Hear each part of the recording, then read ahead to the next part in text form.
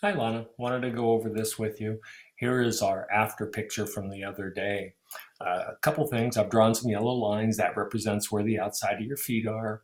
I've drawn a circle around your head because we're going to see where that goes. And also I've drawn the other angle between your left shoulder and your hands and the club head. You can see that's 169 degrees. So if we move over here, it's set up, you're very good. Your 60% of your weight is on your front side. That little dot is a little back of center. Not the best thing we could have. We probably want it up here to start with, but we're okay. You're 60-40. Most of your weight's in your heel. This is the after picture, so we've worked on that most of the day. First thing I want to point out is as we start the club back, and that'll be about right here. There we go. Look at what your hands have done. That angle that was 169 here has gone now to, there's your hand. We're going to draw a straight line in the club head. It's gone to 159. You've lost 10 degrees of angular bend there. And also, if you notice, if you go to your shoulder, how your shoulder right here has moved off of that first point. What that tells me is instead of taking the club back with your shoulders and by rotating your body, you're just moving it back with your hands, and that's a big power drain.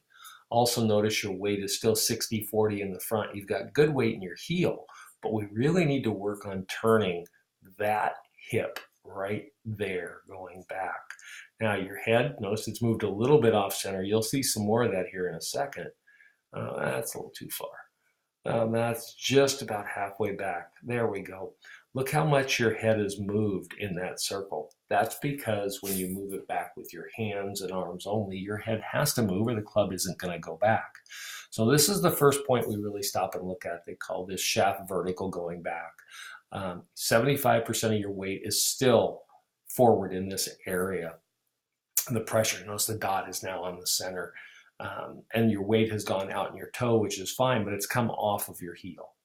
What we'd really like to see there is about 70% of the weight over on this side. Notice how this knee is not straight, it's bent. And I'll go back to this little angle thing again. So hopefully we won't get too many lines going on here. If that was the angle, it's 171 degrees instead of 180. What I'd really like to see at that point is that line from right about here to right there being like that because your hip hasn't moved. So with all those lines in play, go a little further. Now look at where your head, now your head is rotated back to the front, but look at this. Your arms have completely bent. We'll go back and draw the angles in a different color. This is getting to be a real eye chart, I'm sorry. So here is this angle. There is that angle. You've got 88 degrees of bend in your elbow when where we really want it is your between your wrists and your hand and your club shaft, which we probably got. But then also notice, you've got the angles going on everywhere else. So the next spot we want to look at is shaft halfway down. Again, look at how that angle's staying there. A little too far. About right. I'm going to call that halfway down. That's pretty close.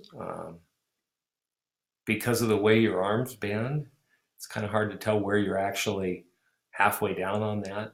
But you can see at this point, 100% of the weight is out into this toe. So you really haven't planted that heel yet.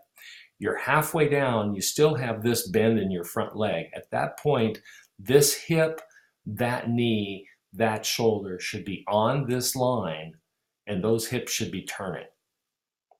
And that way, when you get down to the next spot, that's follow through. I always go too far.